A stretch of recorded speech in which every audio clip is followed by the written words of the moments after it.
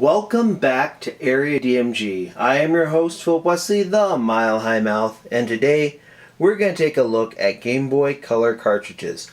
A very common question we see on many internet forums is this game legitimate? Did I buy a bootleg? If you want to see a video about bootleg Game Boy Advance games, we already did a rant about that. But for now, we're going to put your mind at ease and talk a little bit about Game Boy and Game Boy Color games. Well, the only Game Boy and Game Boy Color game we're going to talk about are dual mode Game Boy Color games. Now, Game Boy Color games come in two different varieties. You have Game Boy and Game Boy compatible Game Boy Color games, which are used both ways. You can use these in an older Game Boy, and then you can use them in a Game Boy Color, and they have special features for Game Boy Color, like color.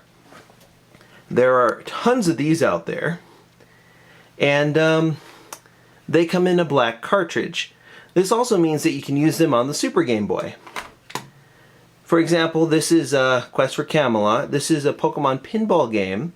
This one has a built-in rumble feature in it, and a little notch right up here so you can put it into an older Game Boy and such. This is Robopon, the Sun version, which was released by Atlas, and it has an infrared data port on the top. It has a built-in infrared data port because this particular game is also backwards compatible with the original Game Boy and Game Boy Pocket, which do not have a infrared data port. What's funny is there's a little, you can kind of see it here. Let me see if I can focus in a little bit. Yep. You see that little Pac-Man there? It says, "Don't eat the battery." Yep. But yeah, those right there are Game Boy and Game Boy Color compatible games. When you get into these clear ones, these are where you start losing Game Boy compatibility. They don't work on an original Game Boy, and they come in a couple different flavors. You have Kirby Tilt and Tumble, which had a gyro sensor in it, which when you started out you had to calibrate it by laying it flat, laying your Game Boy flat, and then moving it to move Kirby around. You had games like Super Mario Bros. Deluxe over here. You'll note something about this board. Actually, let me grab both of these.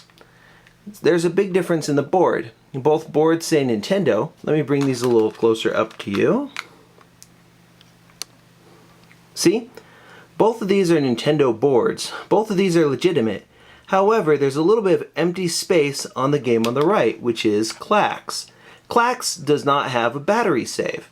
That additional space is for a battery save on games that feature it. So, if you've got a game and it has that blank space up on the top, it's not a bootleg, it just doesn't have a battery save. Okay? Also, here's Perfect Dark, which has a battery save down at the bottom and is also a rumble pack. What's odd about this one is that they didn't actually differentiate between the two cases on the Game Boy Color only and Game Boy Color one. So you can put this one into a Game Boy, but it won't play, whereas this one will. But yeah, those are the differences.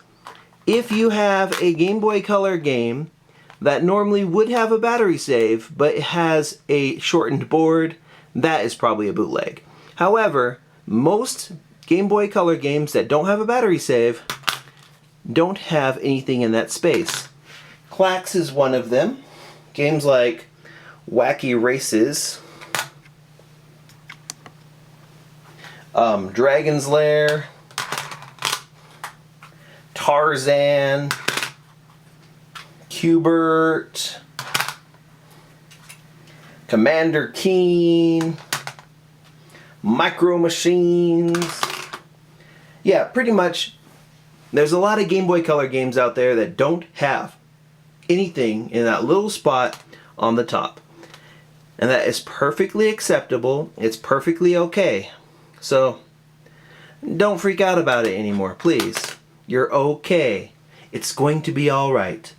I am your host, Philip Wesley, the Mile High Mouth, and you are now caught up.